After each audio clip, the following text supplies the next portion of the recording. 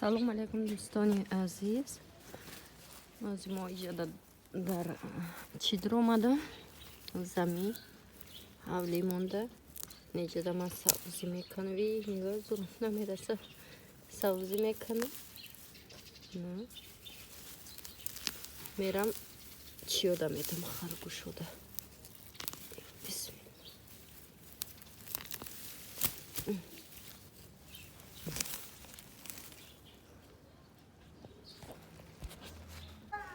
نه اینجا اومده خرگوش شده میتم. ما کوچ ما همه دیگه ببرویه خب قطارک شد ما بیا ما نمیشه شد نیست ما اینی غاوسه که خودی بلو بینی غاوس یا غاوس اینجا بیا ما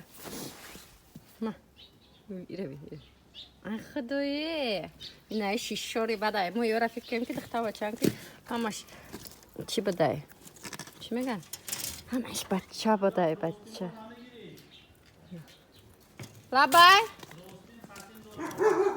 نه خاکی پروسین فروشک اومده نه آخ دویی اینوش غاوسه که اینه ما يا غاوشة فقط مخري فقط نم مخري فقط خوردن نمیدونی تموم خدویه نه سیها اومده خپک شمیه ما اینجا بیا بخور دبولوی کتشکود نخور اینجا بیا ما بخور کم تر فروشته میدونه که کامیرش کسیم نمیخوره دختر بچه چیه ایزوکش بوده اینه یوش فرقش نیست دلبوی جو میخوان بشه نوش خوردن سر کده تعریف من آخ کرد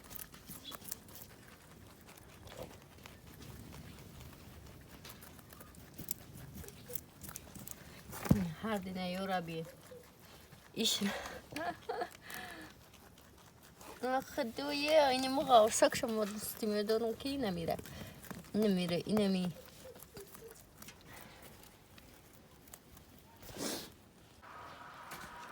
سلام علیکم دوستان عزیز. اینجا ما اوغل در اومدیم ازی گوبمونه آب میتیم گوسه زرد گوسه زرد گوسه اول ربطم گوسه و خدا عقل نداری بیا اول ای کلون سر کنی یک تاگو دو تاگو سه تاگو گوسلاچه اینجا اوغلای میروکن جان کسان برای اوه این اوچیرت قطعی بخرین از میتونتون بو من خیلی دوستانی عزیز اینه اینجا موچیشون میپرتیم کاکشکوشون کاروچی بعد اینجا دا چخری که دیدیسین اینجا دا این همو بنایی چی میگن باینمی کاروچی اما پیشو باشونا میگیره میپرتویم وقتی که ما اوغل درو کالوش چوما میپشیم برای که همه جزیر میشه و جای رفتگی توزا کرگیم سرانو جزیر میشه و یک ستل خوردن یک تدیوی گوه کلونیمو با یک ستل اوسه مخدو اوسه نمیره وای بخیلیشم بگم خیر ای بخیلیشم اوسه نمیره وای که من گوه دیگری رفتم با یک ستل گوه کلون سیر نمیکن دلتا سه تا ستل میخورم یکن جنگمی به اولو بخوره بچه دا میارم این اینجا باشه سه تا گوسفند داریم گوسفند و گوسوزی نداری سلام علیکم دوستانی عزیز ما دا باید بیساد سکنین فامیلی نکنیم گوشتو نمیکنم میگیرم نمارا دیدی چکو کرسافچکم بیا منی کاب بزنم همی یکتا نیما کاب میزنم یا مستم کنم ای گوسفندکو پاتم خیلی کنن که با درجه لیوان او شومتم ولی سالا چختم او خوردسته بعد اینو را میتونم دوستانی عزیز ما به سر بچه ما اومدم صدیق اومدم بگه همش ای دست می اومده گفتم خبرم خود میم دای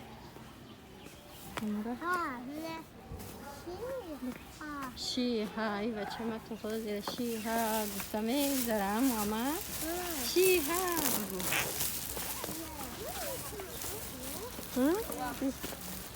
به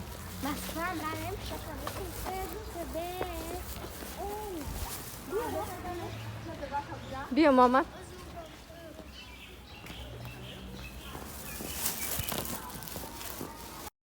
دوستانی عزیز من در اینجا میخوام بیسکویت تورت تیار کنم. برای ما 7 تخم لازم است.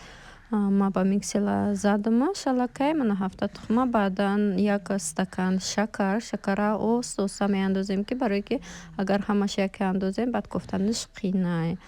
بعدا در اینجا ما 7 قاشق ما ارداختم. منم خیلی با وینچیک میگیریم میکوبیم برای که با میکسر بعد خیلی پیشنی نمیه خمیر ما برای ما با وینچیک میکنیم میکوبیمش خوش روتر خوبتر هم خیلی کوفته میستیم.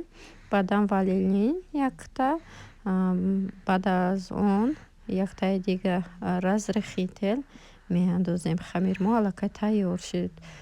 برای کریمش باشه ما داده ماسکا فرقش است ماسکایی که خیلی باشه ما شدریلیت استفاده بردستم. منم خیلی میخ یک باشه بعدا یا سکوشونی ملکو میاندازیم میکوبیم با میکسر تا که حل شد کنشون.